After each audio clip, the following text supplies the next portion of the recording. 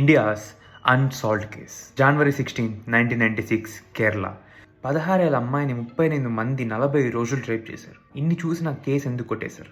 మనకి చాలా క్వశ్చన్స్ అన్ఆన్సర్డ్గా మిగిలిపోయాయి. అందులో ఫస్ట్, ఆ మెడికల్ రిపోర్ట్లో ఏముంది? అండ్ సెకండ్, విద్య నిజంగా తప్పు చేసిందా లేదా? అండ్ థర్డ్, అక్యూజర్కి శిక్ష పడిందా లేదా? డిఫెన్స్ చూపించిన ఎవిడెన్స్కి కోర్టులో అందరూ షాక్ అయ్యారు.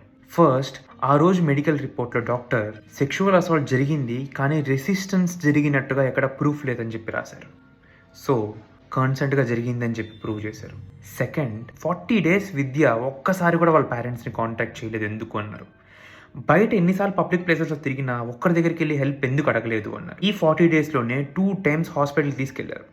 ఆ హాస్పిటల్లో డాక్టర్కైనా ఎందుకు నిజం చెప్పలేదు అని చెప్పారు. ఎన్నోసార్లు విద్యని ఒకటే వదిలి వెళ్ళినా విద్య తప్పించుకొని రాలేదు అని ఇక్కడ మనకు ఒక డౌట్ వస్తుంది. ఎన్ని చేసినా అమ్మాయికి కన్సెంట్ ఏజ్ అనేది 18 కదా, ఈ అమ్మాయికి 16 కదా, సో అది రేప్ అనేసి. అప్పుడు వరకు కన్సెంట్ ఏజ్ ఉమెన్కి 16 years మాత్రమే. సో విద్య 16 years క్రాస్ చేసిందని చెప్పి ప్రూవ్ చేశారు. ఒక్కొక్క పాయింట్ పెడుతూ ఒక్కో సెక్షన్ని తీస్తూ చేసింది. లాస్ట్కి విద్య మొత్తం కన్సెంట్తోనే చేసిందని చెప్పి ప్రూవ్ చేశారు. ఆ 35 మందిని రిలీజ్ చేసి ధర్మరాజన్ మాత్రమే 5 ఏళ్ళు జైలు శిక్ష, 25,000 మాత్రమే జరిమానా కట్టమని చెప్పారు. వాళ్ళ పాయింట్ ఆఫ్ వ్యూలో విద్య అన్ని అబద్ధాలు చెప్పింది, విద్య జరిగినట్టు చెప్పలేదు అనేసి. ఇక నాకు ఒక పాయింట్ అర్థం కాలేదు.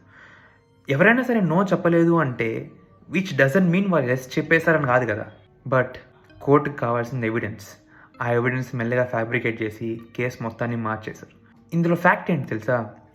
అందులో ఉన్న 38 members పొలిటికల్ ఇన్ఫ్లుయెన్స్డ్ పీపులే. సో ఆ ఇన్ఫ్లుయెన్స్ యూజ్ చేసుకొనే ఈ కేసు మొత్తాన్ని ఫ్యాబ్రికేట్ చేశారు.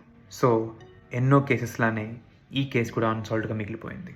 ఇంకా ఇలాంటివి తెలుసుకోవాలనుకుంటే ప్లీజ్ ఫాలో అండ్ సబ్స్క్రైబ్.